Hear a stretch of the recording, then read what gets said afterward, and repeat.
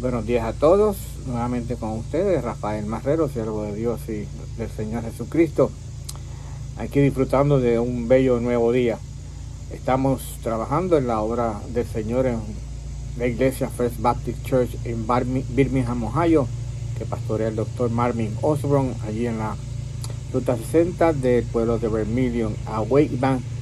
Y allí servimos al Señor en aquello que nos permite y nos ayuda a hacer. Es una iglesia de habla inglesa, pero le invitamos, si usted entiende un poco el inglés, a que nos visite. Allí va a recibir palabra de Dios y amor de Dios. Y continuamos en esta mañana con el tema del fruto del Espíritu. ¿Y por qué estamos llevando tanto tiempo en este tema?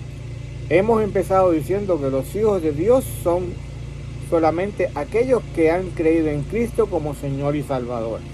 Todos somos creados por Dios, pero no todos somos hijos de Dios. Solamente los que reciben a Cristo como Señor y Salvador. Y esos que reciben a Cristo como Señor y Salvador, nosotros somos sellados con el Espíritu Santo. El Espíritu Santo viene a morar en nuestras vidas. Esas fueron las palabras del Señor Jesús. Era necesario que Él se fuera para que cuando entonces Él se fuera, enviara a nosotros el Espíritu de Dios. Y eso es el Espíritu Santo que habita en nuestros corazones. Y el Espíritu Santo tiene muchas funciones en nuestras vidas. Pero una de ellas es ayudar a producir un carácter que sea distinguido por los creyentes, que distingan a los creyentes. Una manera de vivir que distinga al creyente al Hijo de Dios. Y eso es lo que conocemos como el fruto del Espíritu. Y son diferentes virtudes, todas manifestadas a la misma vez a través del Espíritu en la vida del creyente. Y hemos dicho que esas virtudes son amor, gozo, paz, paciencia, benignidad, bondad, fe, mansedumbre, templanza. Todas ellas tienen que manifestarse en el creyente.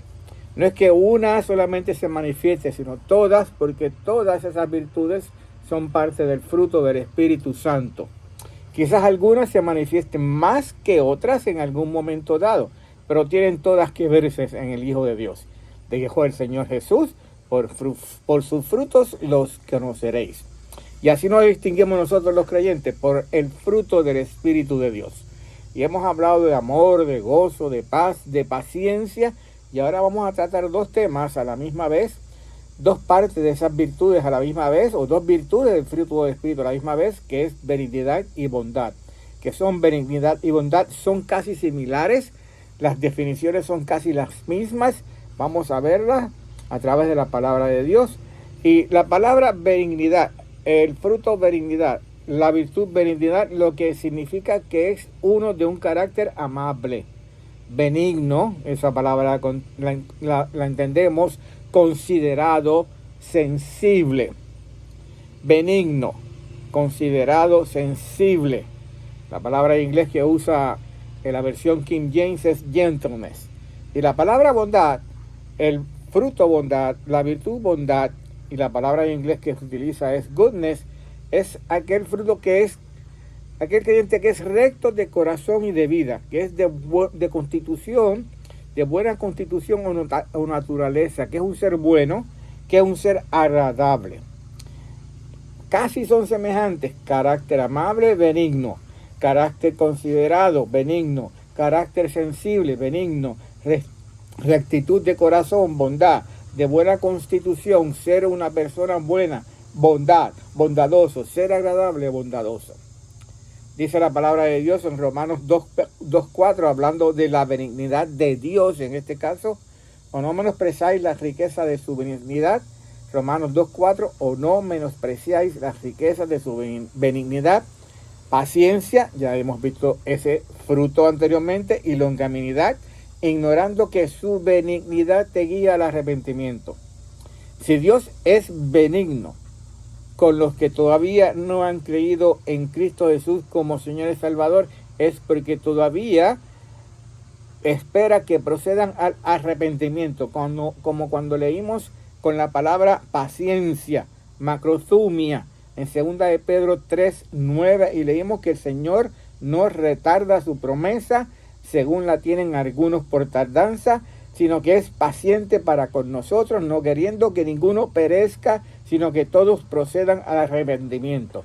La benignidad y la paciencia de Dios para con nosotros o para con aquellos que no han creído en Cristo como Señor y Salvador es para que procedan para arrepentimiento.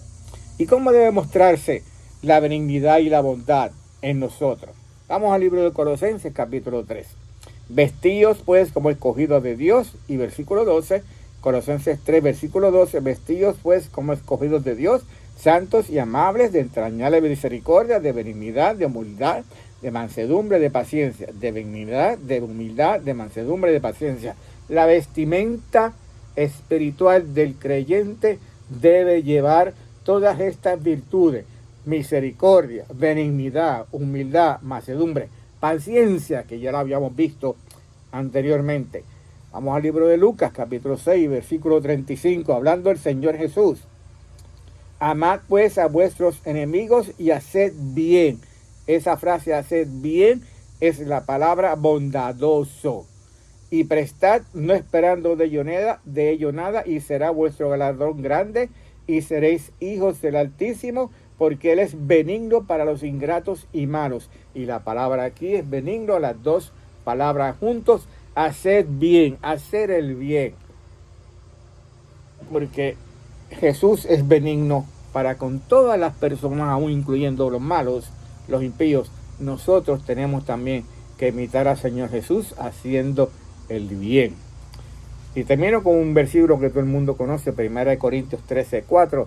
El amor es sufrido, es benigno, el amor no tiene envidia, el amor no es jactancioso, el amor no se envanece. Una de las características principales cuando uno dice que ama es la benignidad. La benignidad. Padre, gracias por esta mañana y gracias por este tiempo. Bendice, Señor, tu palabra. La dejamos, Señor, en manos del Espíritu Santo para que Él la lleve, para que así dé fruto en las vidas de los que aquellos que han escuchado y que van a escuchar, Señor, este video. Padre, que aquellos que todavía no han procedido al arrepentimiento y han creído y recibido a tu Hijo como Señor y Salvador, que esta mañana sea un buen día, sea un día de salvación, para que confiesen que son pecadores y todos necesitamos, Señor, y necesitan a Cristo como Señor y Salvador. Padre, haz tú la obra. Gracias de nuevo por tu palabra. En nombre de Jesús oramos. Amén.